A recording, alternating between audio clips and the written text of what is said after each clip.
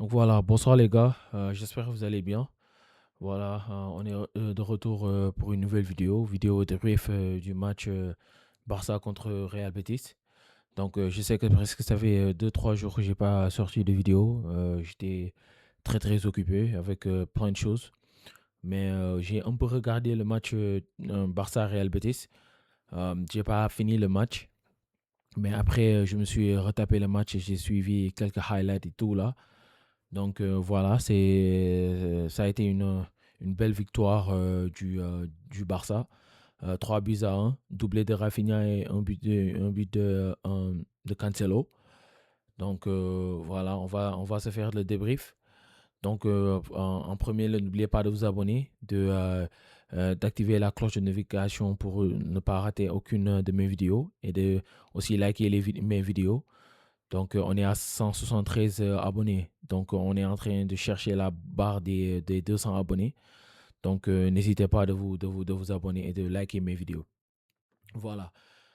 Ça a été un match maîtrisé sur ce que j'ai vu. Real Betis a eu des occasions aussi. Ils ont eu quelques occasions. Mais dans l'ensemble, ça a été un match très maîtrisé de bout en bout. Donc, et aussi, c'était le dernier match de Robert Lewandowski. Robert Lewandowski qui a eu une standing ovation, une ovation avant de quitter le terrain. Donc, voilà, j'ai vu sur les réseaux sociaux, sur Instagram, qu'il a sorti une vidéo où il disait que, tu vois, que la mission a été accomplie et, tu vois, il était venu pour 4 saisons, il a fait 3 saisons. Donc, non, il était venu pour 4 saisons. On a gagné 3 Ligas sur ces 4 saisons-là. Donc, ça, c'est même si il n'a pas réussi à nous ramener la Champions League. Il y a beaucoup de choses positives, notamment la Liga, qu'il a réussi à nous rapporter. Donc, voilà, c'est maintenant, il faut que Barcelone tourne la page. Il faut qu'on tourne la page et c'est comme ça. Quand on tourne la page, il faut se séparer des joueurs qui n'ont plus, comment dirais-je, les pieds. Il n'a plus les pieds et le coffre pour jouer au Barça en ce moment-là. Donc, il faut aller chercher un autre attaquant de classe mondiale, un neuf pur, un neuf jeune et pur pour continuer à Barcelone. Donc, grand respect à Robert, une légende. Donc, allons-y faire, comment dirais-je, le débrief, une vidéo réaction sur le débrief de Logito. Euh, Victoire du et voilà, encore une fois, tu vois, respect à Lewandowski, une grande légende.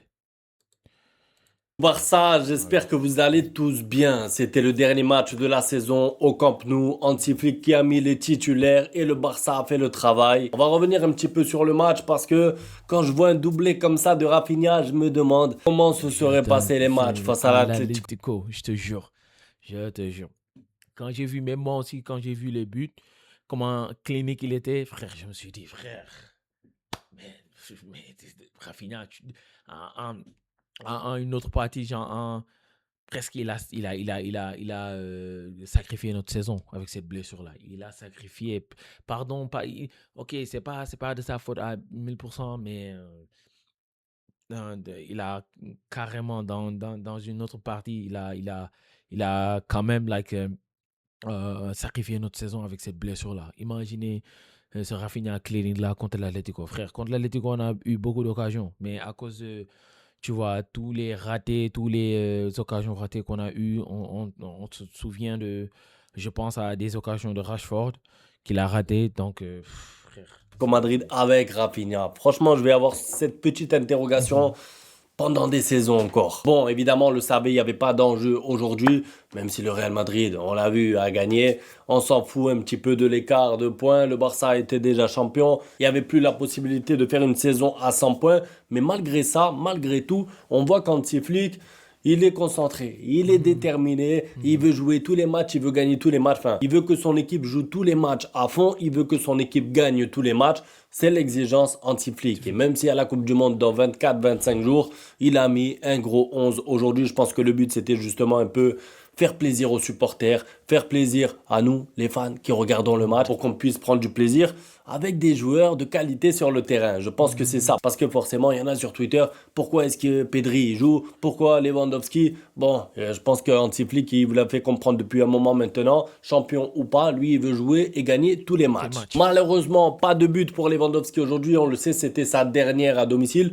C'était mon souhait. Moi, je voulais voir un petit dernier but de Lewandowski avec une petite célébration. Bon, c'est pas grave. Il a eu des adieux, il a eu une ovation. En tout cas, en sortant. Celui qui a brillé, par contre, c'est Rafinha. C'est Rafinha. Et comme je le disais dans l'intro, en fait, à chaque fois que je le vois comme ça, parce que là, aujourd'hui, Rafinha, franchement, c'est un Il est joueur à qui 100%. est en forme. Tu le vois physiquement. Avant même qu'il marque, moi, j'avais mis sur Twitter, il est en forme. Parce que tu le vois dans les appuis, tu vois qu'il est vif. En fait, c'est ça. C'est-à-dire qu'on connaît le Rafinha en forme ou le Rafinha pas en forme. Et au premier contrôle de balle, au premier appui, on voit qu'il est en forme. Et en plus de ça, il est récompensé aujourd'hui avec un doublé. Sur le premier but, c'est un coup franc direct. Au passage, 2 coups francs directs du Barça par 2 joueurs différents en moins de 15 jours. C'est plus arrivé depuis plus de 20 ans, je crois, parce que il y avait eu les coups francs de Messi, mais il les mettait lui-même tout seul. Il y a eu quelques coups francs de Xavi, c'est vrai, aussi à une période. Il y a eu Ronaldinho avant ça. Là, il y a eu un coup franc de Rashford, boum, Courtois. Aujourd'hui, c'est un coup franc de Rafinha direct. Ça me fait plaisir pour lui parce que du coup, il va arriver en confiance pour la Coupe du Monde. Et bon, malheureusement, il était blessé pour la Ligue des Champions, mais il sera là pour la Coupe du Monde et le voir en forme. Encore une fois, Rafinha, très gros regret qu'il n'a pas pu jouer ce match. So, on a une grande déception. Imaginez Rafinha qui aussi marque un coup franc direct, comme le Guto le dit. Deux joueurs qui marquent sur coup franc direct. Hein, on n'a pas vu ça à Barcelone depuis, ça fait 10-15 ans minimum. Donc voilà, ça montre que tu vois, certains joueurs sont en forme, mais je ne veux pas dire que c'est trop tard. Mais on en avait besoin de cette efficacité-là contre l'Atlético en Ligue des Champions, en quart de finale de Ligue des Champions. Maintenant, voilà, Rafinha a été blessé, Rashford était en meilleure forme, Lewandowski était en meilleure forme. Seulement Lamine Yamal qui faisait ce qu'il pouvait. Il a fait ce qu'il a pu, il a dribblé, il a créé des occasions et il n'y avait personne pour finir. Maintenant, voilà, il est de retour, comme il le dit, comme le Guto le dit. Si tu vois comme la manière dont il s'appuie, il court et tout, tu sais qu'il est en pleine forme et qu'il est prêt pour cette Coupe du Monde-là. Donc, on lui souhaite le meilleur. Rafinha, on peut tout dire, mais c'est un joueur qui aime le Barça. Maintenant, voilà, il n'était pas là dans les moments décisifs. Donc, cette saison-là, il doit essayer de faire une Coupe du Monde d'élite et après revenir à Barcelone pour continuer, pour commencer une nouvelle saison. Comme ça me fait plaisir. On a vu un Barça offensif, donc, puisque même à 1-0, même après l'ouverture du score de Rafinha, ils ont poussé pour aller chercher le deuxième but. D'ailleurs, le 2-0 vient suite à une erreur de Bellerin. Bellerin qui nous avait bien fait rigoler face au Real Madrid, on se rappelle, il avait égalisé à la dernière minute, incroyable. Il avait scellé la Liga, hein. Façon de parler, Bellerin, on se rappelle. Et bien aujourd'hui, il fait une erreur qui fait que du coup, le Barça met le 2-0, Rafinha. La finition est clinique et pourtant au moment où il hésite un petit peu, je me dis c'est trop tard. Je me dis pourquoi tu hésites? Il fallait peut-être tirer plus vite, peut-être tirer direct. Ben non, il prend son temps. Frappe croisée, 2-0, du coup doublé pour Rafinha. Encore une fois, très content pour lui. Maintenant, le Barça qui concède un penalty quelques minutes après. Et là, ça fait débat, mais on s'en fout. En fait, c'est un débat, mais on s'en fout. Et vous savez quoi? C'est un vrai confort de s'en foutre. C'est-à-dire que, vu que le Barça est champion, j'ai pas envie de me prendre la tête aujourd'hui et vous dire est-ce qu'il y avait penalty, est-ce Voilà, qu'il le touche, mettons l'arbitrage de côté, les gars. C'était seulement un match que Hansi Flick voulait gagner. Il a mis l'équipe type pour nous faire plaisir. Concentrons-nous et restons focalisés sur ça, mais pas focalisés sur l'arbitrage. Qu'est-ce qu'il a sifflé, qu'est-ce qu'il n'a pas sifflé. On connaît l'arbitrage de l'Espagne, donc ça va jamais changer. Moi, je crois pas. J'ai pas comment dirais-je, euh, j'ai pas d'espérance sur le changement de l'arbitrage en Espagne. So, continuons seulement comme ça. Et voilà, si on fait un bon match et on a gagné la Liga sans l'arbitrage, tu vois, content-nous, continuons comme ça et ne parlons même pas d'arbitrage pour moi. On leur laisse. Non, on leur laisse le penalty. Si Voilà. vous voulez, il y avait penalty. Isco qui est touché. Gavi qui fait faute. Penalty 2-1. Il est marqué par Isco d'ailleurs. Le 3-1 qui vient quelques minutes après, comme quoi le Barça était en fait en gestion, c'est-à-dire 4-2-0 tranquillement. Dès qu'il y a 2-1, on réaccélère et on met le troisième but par qui? Par Cancelo. Et vous savez quoi? Je suis très content pour Cancelo parce que ça récompense déjà son match. Et je dirais même que ça récompense un peu sa saison parce que finalement, Cancelo était venu à la base pour être une doublure et maintenant c'est Baldé la doublure de Cancelo. Vous voyez Yeah, ce que je veux dire? c'est Entre vrai. être une doublure de Baldé ou toi être le titulaire de Baldé, c'est pas la même chose. Et franchement, Cancelo, tout ce qu'il a proposé offensivement parlant dans le match d'aujourd'hui, mais surtout depuis qu'il est arrivé, même si c'est vrai qu'au début il jouait pas beaucoup, il a eu besoin d'un petit peu de temps pour monter en puissance. Son but est magnifique et il résume un petit peu le talent du joueur, c'est-à-dire oui, c'est un arrière droit de base qui ensuite peut dépanner à gauche, mais qui se retrouve, façon de parler, ailier gauche du Barça et qui conclut des actions dans l'axe. C'est-à-dire qu'en fait, c'est un joueur polyvalent qui joue presque partout en même temps et qui Voilà. surtout est pertinent un petit peu partout. C'est ça qui est important parce que des joueurs qui peuvent jouer partout, je pense qu'il y en a plein, mais des joueurs qui peuvent bien jouer partout, il n'y en a pas beaucoup et Cancelo fait partie de ce type de joueur qui peut dépanner partout en étant plus que performant. Concernant les Polyvalent. individualités, alors j'étais content de voir encore une fois la doublette au milieu de terrain. Cancelo, grosse saison de Cancelo. Donc voilà, il était venu pour, comme le Guto le dit, il était venu comme doublure. Il est passé titulaire. Donc on le félicite et j'espère que Barcelone va le garder. Donc c'est une pièce essentielle de ce puzzle. Même si on trouve un ailier gauche, peut-être ce mercato-là ou mercato prochain, jusqu'à présent, il a sa place. Même si moi, s'il continue à performer, on le garde. Si son niveau commence à décliner un peu là-bas, on peut, tu vois, attendre jusqu'à que son contrat finisse et qu'on le laisse partir. Mais quand c'est là, on n'oubliera pas. Grosse saison. Pedri et Gavi, puisque c'est une doublette qui marche bien, on l'a vu encore une fois aujourd'hui, même si Gavi a perdu 2-3 ballons. Petit bémol pour Monsieur Fermin Lopez aujourd'hui, je l'ai trouvé un petit peu en dessous. Évidemment, c'est pas grave, mais je trouve qu'il y a eu beaucoup de déchets dans son jeu. Peut-être que c'est parce que forcément aussi je le compare à la doublette Pedri-Gavi, qui techniquement parlant est très propre. Ça tourne bien. Ces deux-là en même temps, ça tourne bien, ça fait plaisir de les voir. Et je pense pas que ce sera les deux qui seront alignés à la Coupe du Monde parce que je pense qu'en tout cas en sélection espagnole, Gavi est considéré comme étant un remplaçant parce que bon, il y a beaucoup de monde hein, avec l'Espagne, on le sait. Mais les voir à ce niveau-là ensemble, répéter les efforts, répéter des matchs et répéter des bonnes partitions comme aujourd'hui, me fait penser que la saison prochaine, ça pourrait être le milieu titulaire du Barça. Tout simplement, Pedri, Gavi. Pourquoi? Parce que De Jong, on le voit de moins en moins. On ne sait pas ce qu'il va devenir. On va voir, on va observer un petit peu comment va se dérouler le mercato. Donc mon top 3, les joueurs pertinents aujourd'hui, bien sûr, en numéro 1, Rafinha, parce qu'il a tout fait en fait. Il a obtenu des fautes. D'ailleurs, je crois que c'est lui qui obtient le coup franc, qu'il marque lui-même ensuite. Il tire côté gardien. Bon, le gardien, peut-être qu'il est un peu mal placé, peut-être qu'il croit que Rafinha va tirer au-dessus du mur. Bon oui, Mhm. je vous l'accorde, c'est pas un coup franc magnifique comme celui de Rashford, mais ça fait du bien d'avoir des joueurs capables de mettre des coups francs. Ça fait la différence. Quand vous vous rappelez, à un moment, on disait que le Barça ne mettait plus de coups francs pendant 1 ou 2 ans suite au départ de Messi. Bon ben là, on a 2 coups francs par 2 joueurs différents en moins de 15 jours. Voilà, c'est incroyable. Rafinha, donc je le mets aussi dans les top joueurs parce qu'il a fait beaucoup d'efforts sans ballon, peut-être un peu trop. C'est mon petit reproche pour lui. T'es à 25 jours de la Coupe du Monde, on veut pas de blessure pour toi, on veut te voir briller pendant la Coupe du Monde. Guys, Rafinha, il va jamais changer le Guto. On le sait tous, il va jamais changer. Il va donner son 100% pour le club, pour son pays et tout. Si on s'attend que Rafinha, qu'il change la manière dont il joue et il commence à gérer ses efforts, c'est pas Rafinha. Rafinha, il voit une ouverture, il va faire l'appel. Rafinha, il voit que le défenseur, il est un peu perdu, il va faire le pressing. C'est Rafinha et ça restera toujours Rafinha. Donc, moi, j'aimerais qu'il reste comme ça parce que je ne veux pas aussi qu'on le demande trop de choses en même temps, qu'il se gère et qu'il se perd après.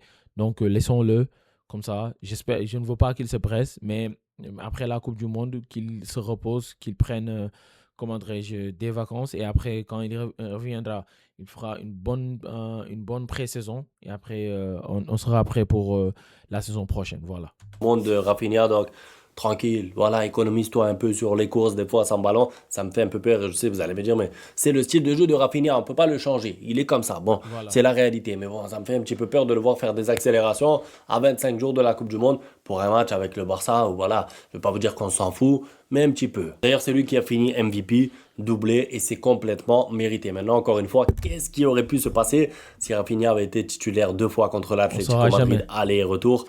On ne le saura jamais. Deuxième joueur qui m'a plu aujourd'hui, c'est Pedri et Gavi ensemble. Pourquoi? Parce qu'en fait, ils ont aidé le Barça à se procurer des situations, à garder le ballon aussi. Et même si c'est vrai que c'était un match ouvert, parce que oui, quand le Barça joue contre le Betis Séville, et ça c'est quand même positif, on a des matchs ouverts, on a du spectacle, on a des buts des deux côtés souvent. Mhm. C'est quand même plaisant parce que quand on voit le match encore une fois du Real contre Séville aujourd'hui, on s'est ennuyé. Bon, j'ai aussi aimé le match de Lewandowski. Vous allez me dire que je dis ça parce que c'est son dernier match à domicile. Non, franchement, j'ai aimé son match parce que il a fait des efforts. Il a essayé, bien sûr, on l'a vu qu'il essayait d'aller marquer un but. Et il a fait beaucoup d'efforts sans ballon. Il est allé au duel, il est allé gratter des ballons. Bref, c'était un match plein de Lewandowski, mais il lui manquait un but, tout simplement. Et pour aujourd'hui, allez, je vais dire juste Fermin Lopez, qui pour moi m'a semblé un petit peu en dessous, même si physiquement parlant, il était là. Il était bon. C'est juste que Et techniquement parlant, tu peux voir carrément que Fermin Lopez et même certains joueurs dans l'effectif, ils sont prêts, ils sont frais, et ils sont prêts pour la Coupe du Monde. Donc, après, je crois que c'était le dernier match du Barça. Après, face à la Coupe du Monde va commencer dans un mois. Donc, on est prêt pour cette Coupe du Monde-là. il a quand même raté pas mal de choses entre des occasions ratées, une frappe pied gauche à côté, et à un moment il doit faire la passe, il la donne pas, à un moment il fait la passe, il la rate. Bon, des petits déchets techniques de la part de Fermin Lopez, mais rien de grave. Évidemment, c'est la fin de la saison, c'est normal, il doit y avoir un petit relâchement chez tout le monde. Et encore, d'ailleurs, je termine par ça. C'est quand même beau de voir une équipe qui continue de se battre pour les victoires, alors qu'en soi, la saison, elle est terminée. Ils ont soulevé le trophée, mais tu vois, l'équipe, elle a envie de bien finir. Elle a envie de faire la fête suite à un match gagné et pas juste aller sur le terrain, perdre le match et ensuite passer à autre chose. Non, c'est là aussi que tu vois que c'est des vrais professionnels. C'est qu'en fait, ils sont pas là à fausser la fin du championnat, non. Ils se battent jusqu'au bout. Bon, ils ont perdu le match dernier, c'est vrai, à l'extérieur, mais en tout cas, à domicile, ils font le travail. 3-1, victoire pas mal contre le Betis Séville. Ça, je pense que c'est à mettre. Voilà, pour moi, ça, c'est l'effet Flick, hein. C'est Flick, Flick. Je crois qu'il n'a pas été content du dernier match qu'on a perdu, même si les 100 points étaient secondaires, mais il a fait en sorte de rebooster ces joueurs-là pour nous donner un dernier match à domicile plaisant, avec beaucoup de buts, avec du pressing, avec beaucoup de l'entertainment et tout. Donc, voilà, ça, c'est l'effet Flick. C'est Flick qui a fait en sorte que les joueurs, il a fait en sorte que les joueurs se bougent et qu'on fasse un très gros match. Au crédit d'Hansi Flick puisque c'est clairement sa patte à lui. Jouer pour Voilà. gagner. On reviendra sur tout ça tranquillement dans les jours qui arrivent. Là, c'était juste pour faire un débrief à chaud, rien d'exceptionnel puisque c'est un match de fin de saison. On se retrouve demain pour la suite. Un grand merci à tous pour le soutien. Ciao. Voilà, c'était le débrief de Loguito. Donc, voilà, moi, même chose. Si Rafinha était là, donc contre l'Atlético, on ne saura jamais. Voilà, nous tous, quand il s'est blessé, on savait tous, on savait tous que ça sera compliqué contre l'Atlético. Voilà, on s'est fait éliminer contre l'Atlético à cause de l'efficacité. On n'a pas été efficace. Voilà, et ça s'est répercuté sur les deux confrontations. On n'a pas été aussi lucide, tu vois, parce que Rafinha, c'est pas seulement les buts, c'est aussi un capitaine dans l'âme. Et je crois que cette équipe-là, contre l'Atlético en quart de finale, ils avaient besoin d'un guide, quelqu'un qui allait les guider, comme Rafinha, qui allait calmer tout ça et qui fasse en sorte que ces petits-là, tu vois, puissent jouer leur football sans stress. Maintenant, il était blessé, il n'a pas pu nous aider. Voilà. C'est frustrant, mais c'est comme ça. Normalement, nous tous, on se disait que la demi-finale, normalement, c'est Barça-Arsenal. Mais c'est comme, encore une fois, si tu perds des joueurs comme Rafinha, c'est compliqué de passer. Lewandowski, c'était son dernier match, légende de ce club. Il est venu dans ce club dans une période très, très, très compliquée que le club traversait. Donc, il a tout laissé. Il a laissé tous les couples, on sait comment le Bayern est un grand club là-bas en Allemagne et même dans le monde, en Ligue des Champions et tout. Et il a tout laissé ça et il est venu dans un Barça qui était en reconstruction, un Barça qui avait du mal. Il a tout sacrifié pour venir, pour relever le Barça. Donc, Yvan, sur son post sur Instagram, euh, il a dit que sa mission a été accomplie. Encore une fois, même s'il n'a pas réussi à gagner la Ligue des Champions, il a fait de belles choses sur ce club et on n'oubliera pas. So, encore une fois, les gens de ce club, c'est ça, on utilise les mots. Donc voilà, merci pour tout Lewandowski. On n'oubliera pas. Tu resteras ici dans nos cœurs pour tout ce que tu as fait pour ce club. Et voilà, on continue. En ce moment-là, on est en train de travailler sur le dossier Alvarez. Si j'ai vu des reports, si Alvarez ne marche pas, ça sera João Pedro. Donc, continuons à travailler, essayons de trouver un neuf, un attaquant qui va relever le défi à Barcelone. Donc, n'oubliez pas de vous abonner à ma chaîne, de liker mes vidéos. On va continuer à faire des vidéos. Je sais que j'ai pas été très actif les 2 jours passés. Comme je l'ai dit, j'étais un peu occupé. Mais on va continuer à faire des vidéos, mercato et tout. Et voilà, je vous dis à la prochaine pour une nouvelle vidéo. Peace.